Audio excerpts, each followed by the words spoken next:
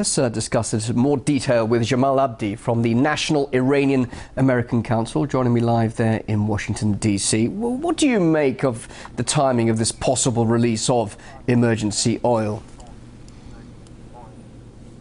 The real problem here is that the U.S. and the EU have passed these unprecedented sanctions without a real strategy or understanding of what comes next. We're sort of making this up as we go along, and we're finding that the sanctions that we put in place to try to restrict Iran from profiting off of oil sales is really actually backfiring on us, and that Iran has tremendous leverage against us if we're going to take this confrontation to energy. So I'm skeptical of the ability of the United States and France and others to actually mitigate this, because it's not just the sanctions and the supply issue, which is a big part of it, but it's also the threat of war is adding a significant premium to the price of gasoline. But there's no reason why countries should be shooting themselves in the foot when the Saudi petroleum minister has actually said there's no shortage of oil, no reason for oil prices to remain at such high levels. They can always turn on the taps when more oil is needed. So why this crisis developing now?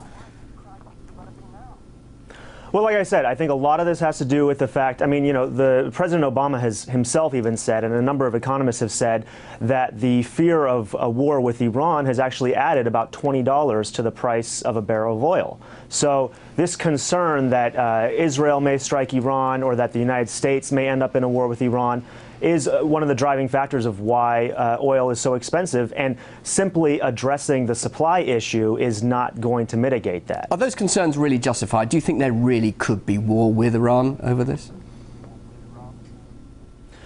Well, I certainly think that the concerns that there's going to be a war with Iran are justified, and you know, I wouldn't want to be in the position of having to put bets on that. But there are people who are in that position, and they are rightfully pretty spooked that there isn't a process in place to actually mitigate the escalating tensions and to actually ensure that we don't end up in a situation like the one that is being threatened by Bibi Netanyahu, in which it's a matter not of years, but of months before a military confrontation. Right, putting Israel aside, what about perhaps a softening of the White House's stance on Iran if Obama's re-elected in November? Well, look, it's not necessarily a matter of softening the position. It's a matter of actually figuring out an off-ramp from the confrontation.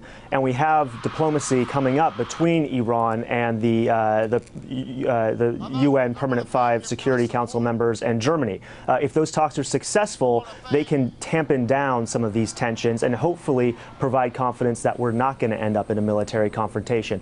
However, unless there's a willingness by the US and the EU to exchange for concessions on the Iranian side, an easing of the sanctions that we've put in place, I'm afraid that there's not going to be a resolution that can tamp down those tensions and point us in the direction of resolving this confrontation. So could those sanctions increase the tensions? Do you think that perhaps the more these sanctions continue, and of course we see the oil embargo taking effect, will that not have any impact at all on Iran?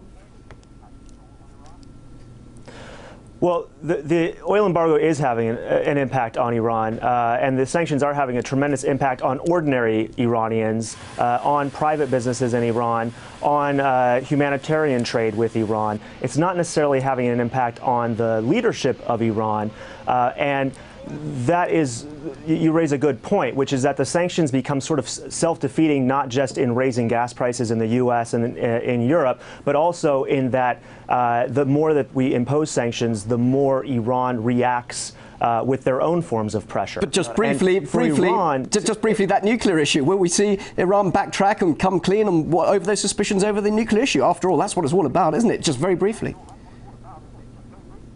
Yeah, well, Iran, if it is in their interest to, if there's an off-ramp that's presented to them, I think that they would, but it's really a matter of both sides being willing to reach an agreement. So it's going to take two to tango. Jamal, great to talk to you. Thanks for your time. Jamal Abdi from the National Iranian-American Council there in Washington, D.C. Thank you.